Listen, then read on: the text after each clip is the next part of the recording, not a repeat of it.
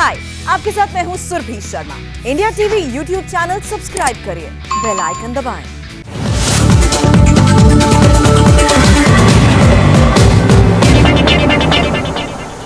इस वक्त नई दिल्ली में सांसदों के बीच, मंत्रियों के बीच, बड़े बड़े अफसरों के बीच सबसे ज्यादा चर्चा एक वर्चुअल मीटिंग की है। यह 2021 की सबसे बड़ी मीटिंग है जिसमें केंद्र के सभी मंत्री मौजूद हैं। होम मिनिस्टर से लेकर फाइनेंस मिनिस्टर तक, यहां तक कि सारे राज्य मंत्री भी मीटिंग में हैं। प्रधानमंत्री ने एक एक विभाग के सेक्रेटरी को भी बुलाया है। मीटिंग 4 बजे शुरू हुई थी, 8 बजने वाले हैं लेकिन मीटिंग चल रही है। आधे से ज्यादा मंत्री अपनी बात रख चुके हैं, सेक्रेटरी अपना प्रेजेंटेशन दे चुके हैं। थोड़ी देर में प्रधानमंत्री फाइनल डायरेक्शन देने वाले हैं। इस मीटिंग के खत्म होने के बाद क्या होगा, इसे इस रिपोर्ट के जरिए समझते हैं। प्रधानमंत्री नरेंद्र मोदी ने अपने सारे मंत्रियों को मीटिंग के लिए बुलाया, तो क्या क्या बताया। सुबह कैबिनेट की मीटिंग और शाम में मंत्रिपरिषद यानी काउंसिल ऑफ मिनिस्टर्स की मीटिंग। मोदी ने सारे मंत्रियों की बैठक ऐसे समय में बुलाई जब दिल्ली के पावर कॉरिडोर में नए मंत्रियों के नाम पर जबरदस्त कयास लग रहे हैं। मोदी की मीटिंग में शामिल हुए 60 मंत्रियों के दिमाग में वही हेडलाइंस चल रही थी जो टीवी पर, अखबारों में और सोशल मीडिया में छाई हुई हैं। जिधर देखिए उधर कैबिनेट विस्तार की हेडलाइन है। कौन मंत्री बनेगा, कौन पद से हटेगा, किसका प्रमोशन होगा, किसका डिमोशन होगा। इन्हीं अटकलों के बीच प्रधानमंत्री ने मंत्रियों को मीटिंग के लिए बुलाया। प्रधानमंत्री के साथ 21 कैबिनेट मंत्री, 9 स्वतंत्र प्रभार वाले राज्य मंत्री और 29 राज्य मंत्री। मोदी मंत्रिमंडल में कुल मिलाकर 60 मंत्री हैं। इनकी संख्या बढ़ाकर 79 हो सकती है। नंबर के लिहाज से मोदी के मंत्रिमंडल में 19 वैकेंसी है। क्या प्रधानमंत्री मंत्रिमंडल की खाली सीटें भरेंगे? क्या मोदी ये काम जुलाई के पहले हफ्ते में ही करेंगे? नए मंत्रियों के नाम पर जबरदस्त कयास लग रहे हैं, लेकिन पक्के तौर पर कोई नहीं जानता कि नरेंद्र मोदी के मन में क्या चल रहा है। अटकलें लगाने वाले अटकलें लगाएंगे, कयास लगाने वाले अपने कयास को कंफर्म करके बताएंगे, लेकिन 100% पक्की खबर यह है कि मोदी मंत्रिमंडल बैठक का कैबिनेट विस्तार से कोई लेना देना नहीं है। मोदी मंत्रिमंडल का विस्तार बिल्कुल अलग चीज है। किसे मंत्री बनाना है, किसे हटाना है, किसके मंत्रालय का कामकाज बदला जाना है, ये सब कुछ सिर्फ और सिर्फ प्रधानमंत्री का विशेषाधिकार होता है।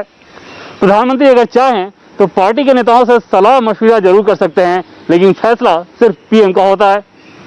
मंत्रिपरिषद की बैठक में मंत्रिमंडल विस्तार को लेकर जाहिर तौर पर कोई भी चर्चा नहीं होती। आज की बैठक में भी ऐसी कोई भी चर्चा नहीं हुई। प्राइम मिनिस्टर हाउस में बैठ के चलती ही रहती हैं, लेकिन एक ही दिन कैबिनेट और काउंसिल ऑफ मिनिस्टर की बैठक हो तो सस्पेंस बढ़ जाता है। इस सस्पेंस के पीछे की स्टोरी यह है कि 3-4 सप्ताह पहले से प्रधानमंत्री अलग अलग मंत्रियों के कामों की समीक्षा कर रहे थे। कैबिनेट और राज्य मंत्रियों के साथ मोदी की ज्यादातर बैठकें प्रधानमंत्री के सरकारी आवास 7 लोक कल्याण मार्ग पर हुई, जिनमें बीजेपी अध्यक्ष जेपी नड्डा भी मौजूद थे। वहीं से मंत्रिमंडल विस्तार की चर्चा निकली। अब सवाल है कि मोदी ने मंत्रिमंडल बैठक में अपने मंत्रियों से क्या कहा। इसकी कुछ एक्सक्लूसिव डिटेल्स इंडिया टीवी के सीनियर एडिटर देवेंद्र पराशर के पास है। पीएम मोदी ने मंत्रियों और मंत्रालयों के सचिवों को बैक टू नॉर्मल एक्शन में आने को कहा है। मंत्रालयों का कामकाज एक बार फिर से पुराने ढर्रे पर, यानी कि कोरोना काल से पहले के दौर में जैसे चलता था वैसा लौटना शुरू हो गया है। कोरोना काल ने निश्चित तौर पर मंत्रालयों के कामकाज और उनके तरीके को बुरी तरह से प्रभावित किया है। कोरोना से पहले पीएम मोदी तकरीबन हर कुछ महीने के अंतराल पर मंत्रिपरिषद की बैठक बुलाते थे। मकसद ये रहता था कि कुछ मंत्रालयों के कामकाज के प्रेजेंटेशन के द्वारा दूसरे मंत्रालयों को उन कामकाज के बारे में बताया जाए ताकि बेहतर तरीके से समन्वय भी हो सके। आज की बैठक के साथ पीएम मोदी ने एक बार फिर से उसी ढर्रे पर काम को स्टार्ट कर दिया है। जून के आखिरी दिन वाली मीटिंग का पर्सपेक्टिव समझना हो तो जुलाई में मोदी का प्रोग्राम समझना जरूरी है। प्रधानमंत्री के लिए जुलाई का महीना बहुत इंपॉर्टेंट रहने वाला है। देश में टीका लगाने की रफ्तार बहुत तेज होने वाली है। जम्मू कश्मीर में भी कुछ बड़ा होने वाला है। ड्रोन अटैक के बाद सिक्योरिटी की हाई लेवल मीटिंग्स चल रही हैं। जुलाई में ही संसद का मॉनसून सत्र शुरू हो सकता है। 1 जुलाई गुरुवार को नेशनल डॉक्टर्स डे के मौके पर प्रधानमंत्री मोदी देश के डॉक्टरों से बात करने वाले हैं। भारत में चौथी वैक्सीन मॉडर्ना को ग्रीन सिग्नल मिल चुका है। जुलाई से भारत में 4 तरह की वैक्सीन अवेलेबल होंगी। जुलाई से दिसंबर तक हर रोज 1 करोड़ टीका लगाने का टारगेट है। 6 जुलाई से 9 जुलाई के बीच डीलिमिटेशन कमीशन जम्मू कश्मीर जाने वाला है।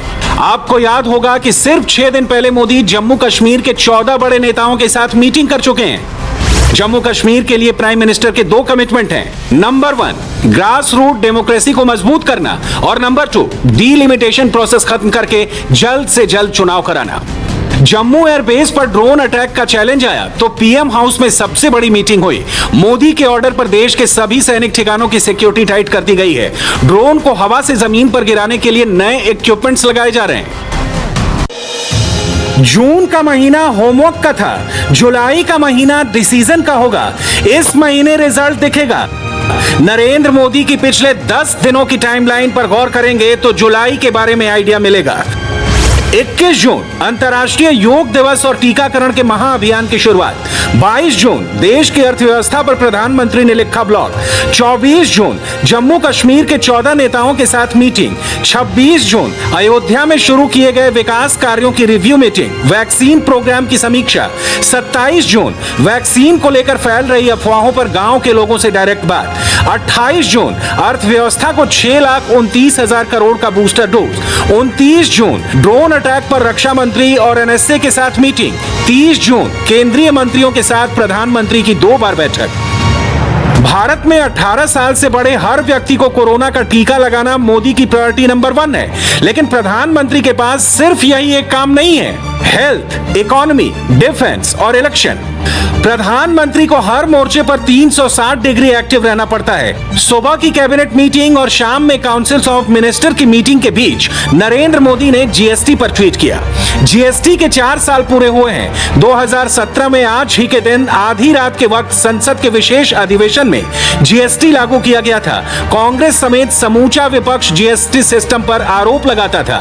राहुल गांधी इसे गब्बर सिंह टैक्स कहते हैं, मगर मोदी इस टैक्स सिस्टम के पीछे चट्टान की तरह खड़े हैं। आज खुद प्रधानमंत्री ने इसके फायदे गिनाए। जीएसटी भारतीय टैक्स सिस्टम के लिए मील का पत्थर। जीएसटी से टैक्स की संख्या कम हुई।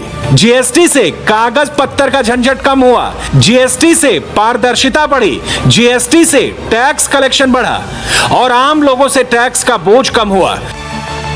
सुबह 11 बजे कैबिनेट की मीटिंग हुई तो उसमें मोदी सरकार का फोकस इकोनॉमी पर रहा। कोरोना की दूसरी लहर कमजोर पड़ने के बाद नरेंद्र मोदी देश को बैक टू बिजनेस ट्रैक पर लाना चाहते हैं। 2 दिन पहले वित्त मंत्री ने 6,29,000 करोड़ का राहत पैकेज दिया था। आज कैबिनेट ने उस पर मुहर लगा दी। मोदी सरकार नवंबर तक 80 करोड़ गरीबों को मुफ्त राशन देगी। इसका ऐलान तो पहले ही किया जा चुका है। कैबिनेट ने इसके लिए 93,000 करोड़ रुपए की मंजूरी दे दी है। कैबिनेट के कुछ अन्य अहम फैसले संक्षेप में देख लीजिए। 16 राज्यों में भारत नेट का विस्तार। पीपीपी मॉडल से 3 लाख गांवों में पहुंचेगा इंटरनेट। भारत नेट के लिए 19,041 करोड़ को मंजूरी। कोविड प्रभावित सेक्टर के लिए लोन गारंटी स्कीम और आत्मनिर्भर भारत रोजगार योजना को 31 मई 2022 तक बढ़ाया। पिछले 15 अगस्त को लाल किले की प्राचीर से प्रधानमंत्री जी ने घोषित किया था कि 1000 दिन में देश के 6 लाख गांव में हम optical fibre broadband Bharat net के माध्यम से लाएंगे। आज उसी की दिशा में एक बहुत महत्वपूर्ण निर्णय हुआ है जो मैं आपको बताने जा रहा हूं। अभी प्रकाश जी पूर्व सरकार के काम करने के तरीके के बारे में बता रहे थे। ये जो भारत नेट है ये नोफन के रूप में 2011 में शुरू हुआ था, national optical fibre network programme. और 14 में जब हम लोग की सरकार आई तो मुझे इस विभाग को देखने का प्रधानमंत्री जी ने अवसर दिया था। उस समय तक कोई काम नहीं हुआ था। कोई काम का मतलब कोई काम नहीं, सिर्फ ये घोषणा हुई थी कि 3 पीएसयू ये काम करेंगी, BSNL, Bharat power grid corporation और एयरटेल। आज मुझे आपको बताते हुए प्रसन्नता हो रही है कि हम 1,56,000 ग्राम पंचायतों में पहुंच चुके हैं। बिजनेस के लिए जरूरी है बिजली। मोदी सरकार ने पावर डिस्ट्रीब्यूशन रिफॉर्म को मंजूरी दे दी है। इसके लिए 3,03,000 करोड़ रुपए मंजूर किए गए हैं। बिजली विभाग के मंत्री आरके सिंह ने आज जो ब्यौरा दिया उसे सुनेंगे तो देश पर भी गर्व होगा और देश को चला रही नरेंद्र मोदी सरकार पर भी। हम लोग की सरकार जब आई उस समय हम लोग पावर डेफिसिट थे। हम लोगों ने 1,82,000 मेगावाट की क्षमता जोड़ी और अब हम पावर सरप्लस है, अपने नेबरिंग कंट्रीज को पावर एक्सपोर्ट करते हैं।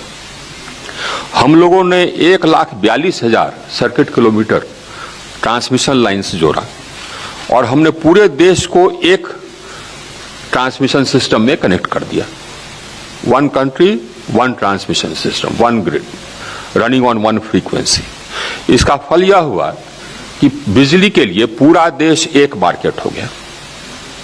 आप बिजली पैदा कर सकते हैं बुनकाई गांव में और उसको बेच सकते हैं चेन्नई में, या चेन्नई में पैदा कर सकते हैं और उसको भुज में बेच सकते हैं। तो वन मार्केट हो गया और इससे बिजली का दाम कम हुआ। इसके साथ ही साथ हम लोगों ने एक मेरिट ऑर्डर डिस्पैच लाया, जिसके अंतर्गत जो सबसे एफिशिएंट प्लांट है उससे पावर हम पहले डिस्पैच करते हैं। इससे पावर का प्राइस कम हुआ। हम लोगों ने कोल को फ्लेक्सिबलाइज कर दिया। जो सबसे एफिशिएंट प्लांट है उसको ज्यादा कोयला देते हैं, इससे सबसे एफिशिएंट प्लांट से ज्यादा पावर होता है, पावर कॉस्ट कम हुई।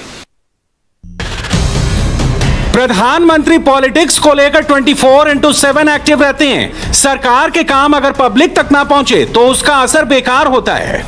इसलिए नरेंद्र मोदी ने जब मंत्री परिषद की मीटिंग ली तो मंत्रियों और सचिवों को इस बात की ताकीद कराई कि सरकार की तरफ से किए गए कामकाज और पहल का संदेश आम लोगों तक जरूर पहुंचाया जाए। जुलाई में संसद का मॉनसून सत्र शुरू होने से पहले मंत्रिमंडल विस्तार का ऑप्शन प्रधानमंत्री ने बंद नहीं किया है। अगले साल यूपी और पंजाब समेत 6 राज्यों में चुनाव होने वाले हैं। उससे पहले मंत्रिमंडल विस्तार तय माना जा रहा है, लेकिन नए मंत्रियों को शपथ लेने के लिए राष्ट्रपति भवन पहुंचने का न्योता कब आएगा, ये नरेंद्र मोदी के अलावा और कोई नहीं जानता। हाय, आई एम सुरभि शर्मा। खबरों से अपडेट रहने के लिए India TV YouTube channel subscribe करिए, साथ में बेल आइकन जरूर दबाएं। जुड़े रहें इंडिया टीवी के साथ।